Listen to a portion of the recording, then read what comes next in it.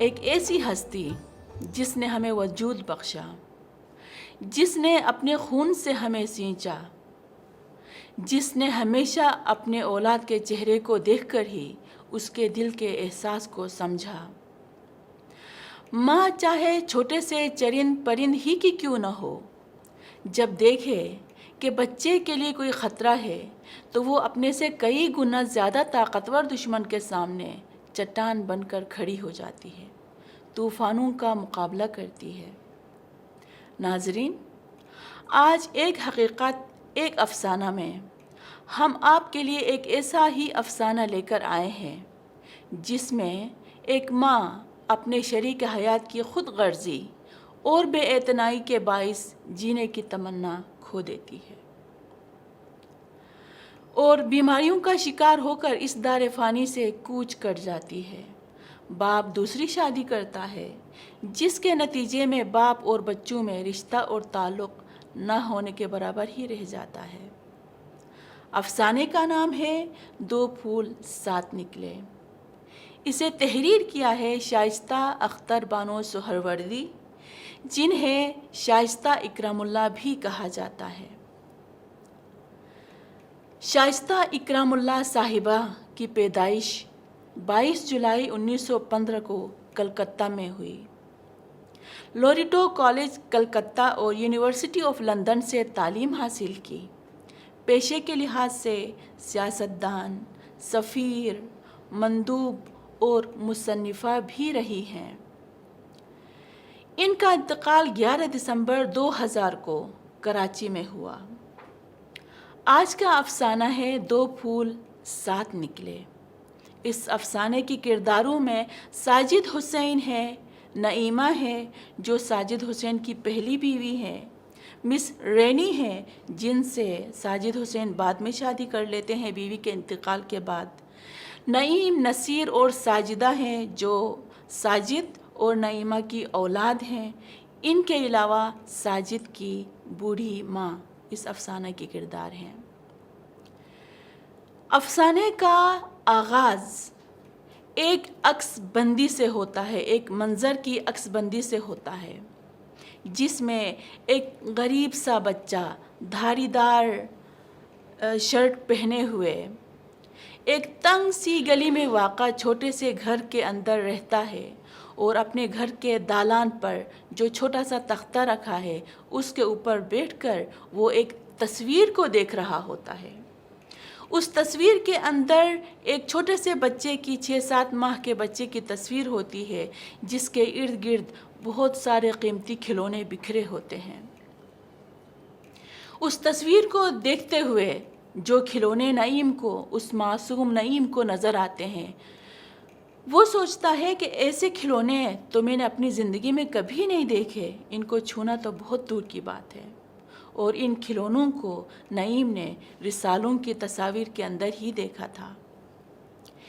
اس تصویر کو دیکھتے ہوئے نعیم کو گزشتہ سردیوں کا دن یاد آتا ہے جب 3 سال کے بعد اس کا باپ دہلی آیا تھا اور اپنی نئی نویلی بیوی کو دکھانے کے لیے نعیم، نصیر اور ساجدہ کو اپنے ساتھ لے گیا تھا۔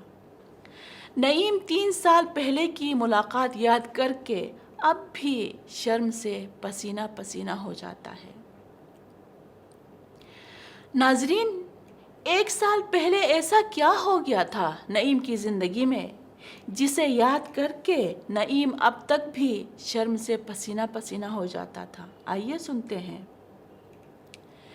کیونکہ ان کی غربت و افلاس، ان کے گنوار پن کا مقابلہ بڑی بے رحمی اور بے دردی کے ساتھ ان کے باپ کی بیوی کے تمول یعنی دولت مندی، نازک مزاجی اور حسن سے ہوا تھا۔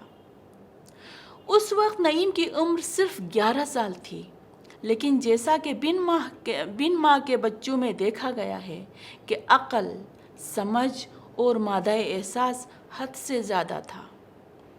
اس کی ماں کو مرے ہوئے تقریباً 4 سال ہو چکے تھے۔ ماں کی شکل اس کو آج تک یاد تھی۔ باپ نے ماں کے مرنے کے بعد ایک نیم بنگالی اور نیم فرانسیسی لڑکی سے شادی کر لی تھی۔ نعیمہ جو ساجد کی پہلی بیوی تھی، معمولی تعلیم یافتہ، خاموش طبیعت، سادہ مزاج تھی۔ نعیمہ بے شک ساجد حسین ICS کے قابل نہ تھی، اور ICS کیا ہے؟ اس زمانے میں جو لوگ ولایت جا کر تعلیم حاصل کیا کرتے تھے، ان کو جو ڈگری ملتی تھی اس کے بنا پر ہندوستان جب واپس آتے تھے تو ان کو ایلیٹ کلاس سے تعلق رکھنے والی ایک جاب مل جاتی تھی۔ تو اسی وجہ سے نعیم کا رویہ اب بدلہ سا رہنے لگا تھا۔ ولایت سے آنے کے بعد ساجد حسین برابر محسوس کرتے رہے کہ نعیمہ اس کے دوستوں کے ساتھ نہ ٹینس کھیل سکتی تھی اور نہ ہلکے ہلکے مصنوعی قہقہے لگا سکتی تھی۔ اس کے بال سیدھے سادے سے بندھے رہتے تھے، وہ ان میں دلاوے چھلے نہیں لگا سکتی تھی۔ قیمتی کپڑوں میں بھی اس کی کشش نہ ہونے کے برابر تھی۔ غرض ایک ICS کی رونق خانہ ہونے کی اہلیت اس میں قطعی نہ تھی۔ مگر یہ بات ساجد حسین بھول چکے تھے کہ نعیمہ ہی کے زیور کی بدولت وہ 4 برس ولایت میں رہ سکے اور تعلیم حاصل کی۔ یہ ذرا سی بات اس کے ذہن سے اتر گئی تھی، اور اسے ہو بھی تو گئے تھے کئی سال۔ نعیمہ کے اجڑ پن میں ذرا بھی فرق نہ آیا، لیکن غیرت مند نعیمہ نے بھی بہت جلد مسٹر ساجد کو آزاد کر دیا۔ ساجدہ کی پیدائش کے بعد اس نے قطعی احتیاط نہیں کی۔ سردیوں کے دن تھے، اسے زکام ہوا جس نے نمونیا کی شکل اختیار کی، اور ایک رات 22 دن کی نوزائیدہ ساجدہ اور 2 چھوٹے لڑکوں کو چھوڑ کر وہ دوسری دنیا میں چل بسی۔ ساجد صاحب کو نعیمہ کے مرنے کا صرف اس خیال سے کسی قدر رنج ہوا کہ 11 برس کا ساتھ چھوٹ گیا، لیکن بچوں کو ماں کے پاس دہلی چھوڑا اور ملازمت پر روانہ ہو گئے۔ چند ماہ بعد کلکتہ میں ان کا تبادلہ ہو گیا، تو اس دل فریب شہر نے بہت جلد نعیمہ کی یاد دل سے بھلا دی۔ ہر طرف سے ان پر نظر کرم تھی۔ ایک تو ICS، اوپر سے بہت کم لوگوں کو معلوم تھا کہ ساجد شادی شدہ بھی ہے پہلے سے، اور اس کے بچے بھی موجود ہیں۔ تو ان لوگوں میں جو ساجد پر بے حد مہربان تھے، مس رینی کا نمبر سب سے اول تھا۔ 26 سالہ حسینہ پیرس سے تعلیم یافتہ تھی۔ اس کی ماں فرانسیسی تھی اور باپ بنگالی۔ حسن پیرس، حسن بنگال کی یکجائی، حسن تھا، ادائیں تھیں، ناز و نخرے تھے، نزاکت تھی، رعنائی تھی، غرض کہ ہر وہ چیز تھی جو نعیمہ میں نہیں تھی۔ ملاقات کے 3 ہی مہینے بعد ساجد صاحب کی منگنی اور پھر شادی ہو جاتی ہے۔ وہ ہر مرحلے پر اپنی ذمہ داریاں خوب نبھاتا ہے، گھومنا پھرنا، ہنی مون منانا وغیرہ، اور یہیں سے ہی باپ اور بچوں کے درمیان تعلق کمزور ہونا شروع ہو جاتا ہے جب وہ اپنی نئی نویلی دلہن کے شرائط کے مطابق بچوں کو اپنے پاس نہ بلانے اور انہیں اپنے ساتھ نہ رکھنے کا وعدہ کر لیتا ہے، اور اپنے فرائض کی ادائیگی کے لیے ہر ماہ 50 روپے بھیجنے کا بندوبست کرتا ہے۔ اس کے سوا بوڑھی ماں اور چھوٹے چھوٹے بچوں کا ساجد سے کوئی تعلق نہ تھا۔ تقریباً 3 سال بعد وہ اور رینی موٹر ٹور کو نکلے۔ کلکتہ سے پشاور تک موٹر کی سیر کی، دہلی بھی 5 دن ٹھہرے، اور اسی دوران میں نعیم، نصیر اور ساجدہ کو اپنے باپ کی نئی بیوی کو دیکھنے کا اتفاق ہوا۔ یہاں شائستہ صاحبہ نعیم کے اپنے باپ کے ساتھ کی جانے والی باتوں، اپنی امیدوں اور خواہشوں پر مبنی معصوم خواب بیان کرتے ہوئے لکھتی ہیں کہ دادی نے نعیم سے 2 روز پہلے کہا تھا، بیٹا تمہارے ابا دہلی آنے والے ہیں۔ نعیم کے دل میں خوشی کی لہر دوڑ گئی۔ ابا آئیں گے؟ मैं उन्हें अपनी किताबें दिखाऊंगा। मैं चौथी जमात में हूँ। मेरे साथ के सब लड़के मुझसे बड़े हैं, लेकिन मुझको गुज़श्ता साल डबल तरक्की दी गई थी। मैंने उन्हें लिखा भी तो था, उन्हें याद तो होगा। मैं अपनी किताबें दिखाऊंगा। इनाम की किताबें देखकर वो कितने खुश होंगे। मेरे साथ ज़हीर का दूसरा नंबर था। उसके बाप ने उसे फाउंटेन पेन दिया था। मेरे अब्बा भी ज़रूर मुझे कोई तोहफ़ा देंगे। ये ख़यालात उसके दिल में मौजे ले रहे थे। बच्चे अपने बाप से मुलाकात के लिए जोश व खरोश से तैयार हुए। सुबह सवेरे उठे, मुँह हाथ धोया, कपड़े बदले। बच्चे बाप का इंतज़ार करने लगे। 10 बजे साजिद साहब आ पहुँचे। माँ ने देखते ही कलेजे से लगा लिया। आँखों से आंसू बहने लगे। मोहब्बत के गिले शिकवे किए कि बेटा तुम तो हमें भूल ही गए। पूछा, बेटा दुल्हन कहाँ है? वो क्या दिल्ली नहीं आई? जवाब मिला, वो आई तो है, होटल में ठहरी हैं। चलिए बच्चों को ले चलिए, उनसे मिल आइए।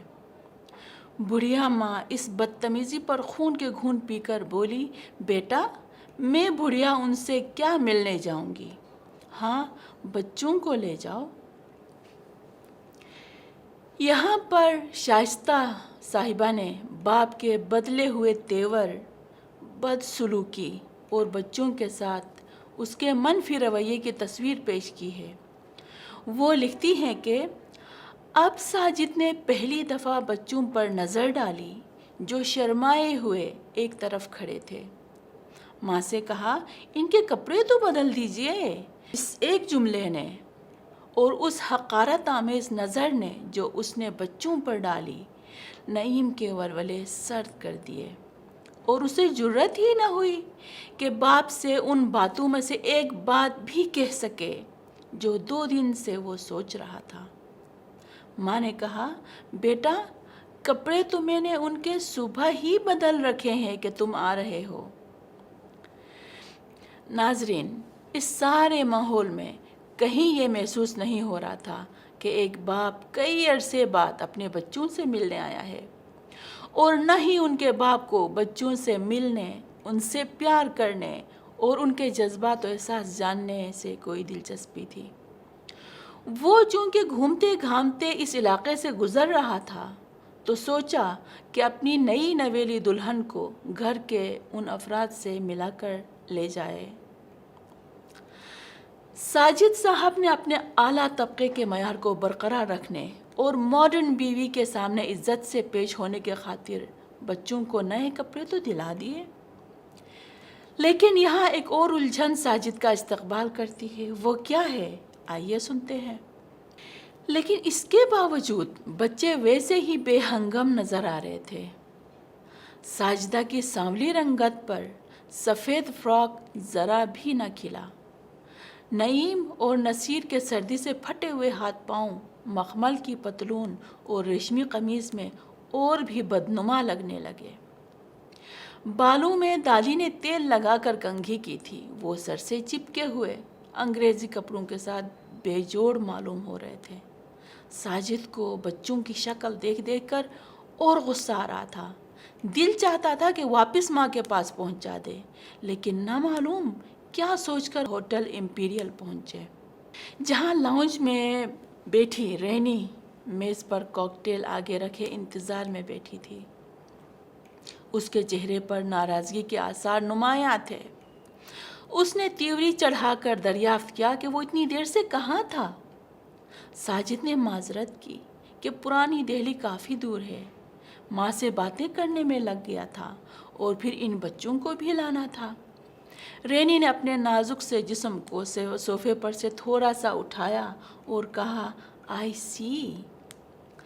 फिर साजिद ने कुर्सियाँ खींचकर बच्चों को वहाँ कुर्सियों पर बिठा दिया। बेचारे बच्चे हैरत से उस हुस्न और नज़ाकत की मूरत को देख रहे थे। कमरे में चारों तरफ छोटी छोटी कुर्सियाँ लगी हुई थीं। लोग कॉकटेल पी रहे थे। दीवारों पर दौर जदीद के आर्ट के नमूने थे। चंद मिनट बाद रैनी ने अजराह इनायत कहा, बच्चे कुछ पीना पसंद करेंगे? तो साजिद समझे कि ये रैनी की इंतहाई मेज़बानी है और फिर मेज़बानी के फ़राइज़ अंजाम देने के खातिर बच्चों को एक एक गिलास शरबत का दिया गया जिनमें स्ट्रॉ पड़े हुए थे। चूँकि उन बच्चों ने पहली दफ़ा ऐसे गिलास और स्ट्रॉ देखे थे तो नईम ने, बच्चा था बेचारा, स्ट्रॉ निकालने की कोशिश की तो उस हरकत पर भी साजिद को बहुत गुस्सा आया।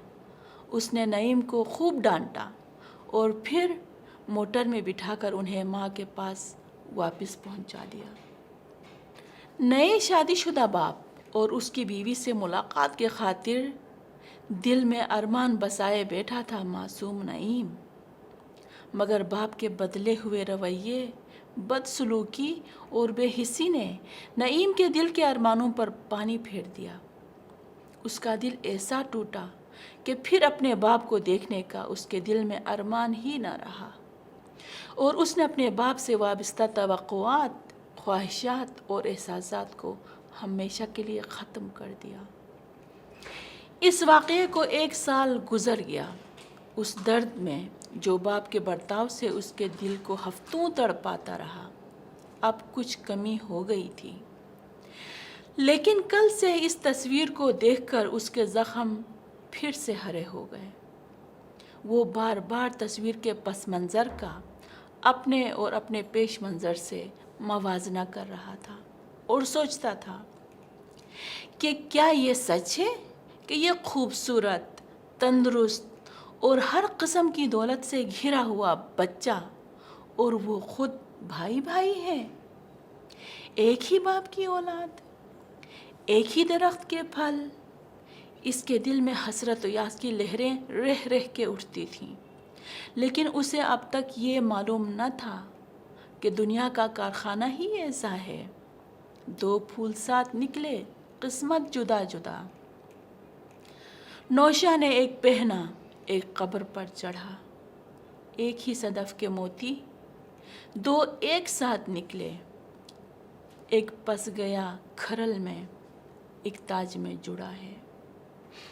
यहाँ पर इस अफसाने का इख्तिताम होता है, लेकिन शुरू से लेकर आखिर तक इस अफसाने में कई ऐसे नुकात हैं जो हमारे लिए जहाँ पैगामात हैं वहीं हमारी समाज के लिए, हमारे मुआशरे के लिए सवालात भी हैं।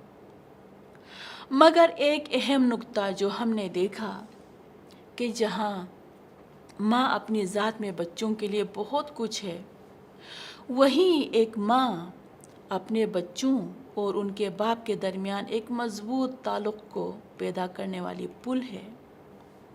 माँ अपने बच्चों और उनके बाप के दरमियान एक मज़बूत ताल्लुक़ का ज़रिया होती है।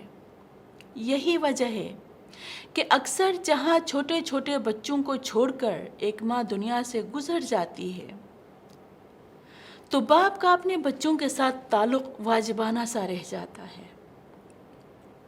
और कहीं कहीं ये भी देखा गया है कि जहाँ माँ नहीं होती, वहाँ घर और ख़ानदान के साथ बच्चों का ताल्लुक़ भी कम ही रह जाता है।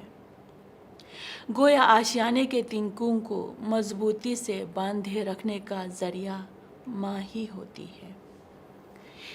ये अफ़साना चंद नुकात पर गौर व फ़िक्र की हमें दावत देता है, जिसमें से एक नुक्ता ये है, हमने देखा कि नईमा अपने नए आला तालीम याफ्ता शौहर के रवैये से दिल बर्दाश्ता होकर अपनी सेहत का ख्याल रखना उसने छोड़ दिया और इस कदर बेएहतियाती की कि इस दुनिया से ही चल बसी। हाँ, शरीक हयात की तरफ से मोहब्बत और उल्फत का न होना एक बीवी के लिए इंतहाई दुख की बात होती है। लेकिन क्या नईमा अपने शौहर के रवैये से दिल बर्दाश्ता होकर ज़िंदगी से बेजार होने की बजाय बच्चों का सोचकर ही सही जीने की तमन्ना कर लेती? क्या उसे ये अंदाज़ा नहीं था कि उसके बाद उसका मियाँ बच्चों से लापरवाह हो जाएगा? क्या वो किसी बेहतर हल اور بہتر راستے کو تلاش نہیں کر سکتی تھی؟ ساجد صاحب کے ولایت سے اعلیٰ تعلیم لے کر لوٹنے کے بعد رشتوں کے ساتھ اس کے برتاؤ میں جو تبدیلی دکھائی دی، اس کا اصل ذمہ دار کون تھا؟ خود ساجد، جس نے اعلیٰ تعلیم اور ایلیٹ کلاس کا حصہ بننے کے بعد سیدھے سادھے رشتوں کو آؤٹ ڈیٹڈ سمجھنے لگا تھا۔ نعیمہ، جس نے شوہر کے بدلے ہوئے معیار کو محسوس کر کے اسے سمجھنے اور خود کو تھوڑا بہت تبدیل کرنے کی بجائے اپنی صحت کا اور اپنے بچوں کی پرواہ کرنا چھوڑ دیا اور خود کو رفتہ رفتہ موت کے حوالے کر کے بچوں کو لاوارث کر دیا۔ یا اس کا ذمہ دار ساجد کی ماں ہے، جس نے بیٹے کو سمجھایا نہیں، بہو کو نصیحت نہیں کی؟ یا اس کا ذمہ دار معاشرہ ہے، جس نے بے بنیاد طبقاتی نظام کو بغیر کسی سوال اور فکر کے قبول کر لیا تھا؟ یہ افسانہ ماں کے تصور پر بھی سوال اٹھاتا ہے۔ رینی خود بھی تو ایک ماں تھی، مگر اس کا مادرانہ احساس اس کے اپنے بچے تک کیوں محدود تھا؟ ممتا اور شفقت اپنی کوکھ سے پیدا کی اولاد تک محدود تو نہیں ہوتا۔ پھر رینی نے ساجد کو اس کے بچوں کو اپنے پاس بلانے اور رکھنے سے کیوں روکا؟ ایک ماں ہونے کے ناطے اس کی ممتا اور شفقت نے اسے مجبور کیوں نہیں کیا کہ وہ نعیمہ کی اولاد کو بھی اپنے ممتا کے سائے میں لے لے؟ ایک مشہور مصنف رابرٹ ہینلین کیا خوب کہتے ہیں کہ being a mother is an attitude, not a biological relation۔ یعنی ماں ہونا ایک جسمانی یا ظاہری رشتے کا نام نہیں ہے، بلکہ یہ ایک رویہ ہے، اور ماں جیسا رویہ ہم سب کے اندر ہو سکتا ہے۔ لہٰذا جب یہ مادرانہ ممتا اور شفقت کا رویہ ہمارے اندر موجود ہوتا ہے تو خاندان، گھر، محلے، معاشرے، ملک و قوم، یہاں تک کہ وسیع پیمانے پر انسانیت کی سطح پر موجود تفریق اور تقسیم کو کم کرنے کے خاطر پل تعمیر کرنے کا فن آ جاتا ہے۔ اللہ رب العالمین ہم سب کا حامی و ناصر ہو کہ ہم اپنے اندر اس رویے کو اجاگر کر سکیں اور محبت، احساس، خلوص اور قربانی جیسے جذبات کی مدد سے ایک پرامن اور خوشحال معاشرے کی تعمیر کر سکیں۔ آمین۔ آپ کی توجہ کا بہت بہت شکریہ۔ اللہ نگہبان۔